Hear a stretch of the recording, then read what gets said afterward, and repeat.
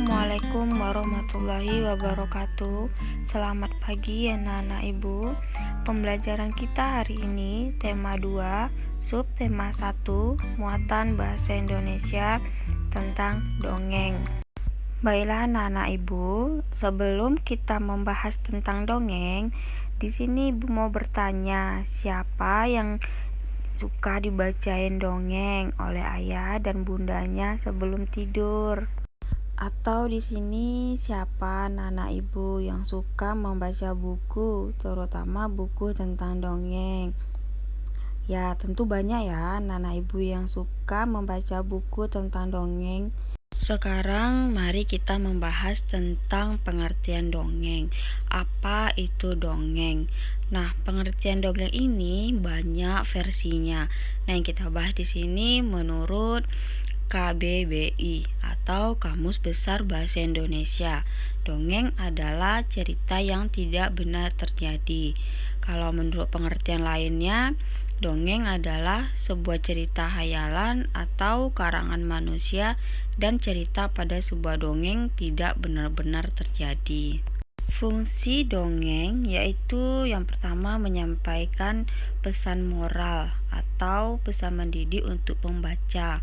Yang kedua sebagai hiburan bagi pembaca. Sekarang kita masuk bagian-bagian dongeng. Ada 3, yaitu awal kejadian, inti dongeng, dan akhir dongeng. Awal kejadian itu sama seperti pendahuluan. Itu adalah kalimat pengantar untuk memulai cerita dongeng. Contoh kalimatnya, pada zaman dahulu. Nah, seperti itu. Nah, yang kedua yaitu inti dongeng. Itu adalah kejadian-kejadian yang disusun berdasarkan urutan waktu. Nah, yang terakhir akhir dongeng atau yang biasa disebut penutup. Itu adalah kalimat untuk mengakhiri cerita dongeng. Misalnya, akhirnya mereka pun bersama. Nah, seperti itulah bagian-bagian dari sebuah dongeng. Selanjutnya kita bahas yaitu unsur intrinsik dongeng, yaitu bagian-bagian yang ada di dalam dongeng. Yang pertama yaitu yang kita bahas tentang tema. Tema adalah ide utama yang mendasari sebuah cerita dongeng. Contoh tema dongeng yaitu keluarga, persahabatan, dan lain-lain. Yang kedua yaitu latar. Latar adalah keterangan mengenai waktu, tempat, suasana dalam sebuah cerita dongeng. Contoh latar yaitu kalau latar waktu, contohnya pagi hari, malam hari. Nah, kalau latar tempat, contohnya di hutan, di sekolah. Kalau latar suasana, contohnya mencekam atau menakutkan. Yang ketiga yaitu alur. Alur adalah urutan peristiwa dalam cerita dongeng. Yang keempat yaitu tokoh. Tokoh itu adalah para pelaku dalam sebuah dongeng. Bisa hewan, tumbuhan, bahkan manusia. Yang kelima yaitu penokohan. Penokohan adalah karakter tokoh, misalnya baik hati, suka menolong, dan sebagainya. Yang keenam yaitu sudut pandang. Sudut pandang adalah cara pengarang menempatkan dirinya dalam sebuah cerita.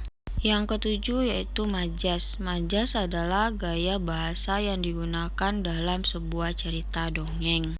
Dan yang terakhir yaitu amanat. Amanat adalah pesan yang ingin disampaikan oleh penulis kepada pembaca atau pelajaran yang diambil dari sebuah cerita dongeng.